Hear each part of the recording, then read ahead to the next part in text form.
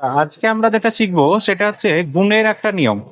বলছে সেই দুটো সংখ্যার গুণ করব যাদের শেষে 5 রয়েছে এবং যে দুটো সংখ্যার মধ্যে ডিফারেন্স হচ্ছে 10।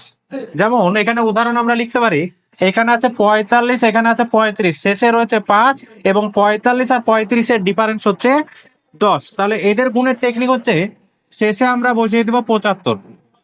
75 বসানোর পর যে সংখ্যাটা বড় হবে সেই সংখ্যার সঙ্গে 1-কে যোগ করব। তো এখানে 4 রয়েছে, 4-এর সঙ্গে যদি আমরা 1 যোগ করি তাহলে হয় 5। সেই 5-এর সঙ্গেই 3টাকে গুণ করে দেবো, তাহলে কত হবে? 5 আর 3 গুণ করলে হবে 15। এবার আমরা যদি এই গুণটা দেখি, এখানেও দেখছি শেষে 5 রয়েছে, এখানেও 5 রয়েছে এবং এই দুটো সংখ্যার মধ্যে ডিফারেন্স হচ্ছে 10। তাহলে আমরা এখানেও কি করব? শেষে 75 সংখ্যাটা বসিয়ে দিব।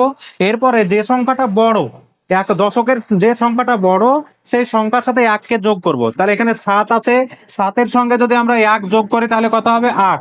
এই 8-এর সঙ্গে 6-কে যদি গুণ করি তাহলে হবে 6 আসতে 48। তাহলে অ্যান্সার হচ্ছে 4875। একই রকম ভাবে যদি আমরা এখানে দেখি, শেষে রয়েছে 5 এবং এদের ডিফারেন্স হচ্ছে 10, তাহলে শেষে আমরা বসাবো কত? 75 বসাবো। এরপরে এখানে বড় যে সংখ্যাটা রয়েছে 5-কে বাদ দিয়ে 10 রয়েছে, তাহলে 10-এর সঙ্গে 1-কে যোগ করলে কত হবে? 11। এই 11-র সঙ্গে 9-কে গুণ করলে হয় 9 11 99। একই রকম ভাবে আমরা যদি এই গুণটা করি তাহলে শেষে এখানে 75 বসিয়ে দেবো। এরপরে 9-এর সঙ্গে বড় সংখ্যা 9, 9-এর সঙ্গে 1 যোগ করলে হয় 10।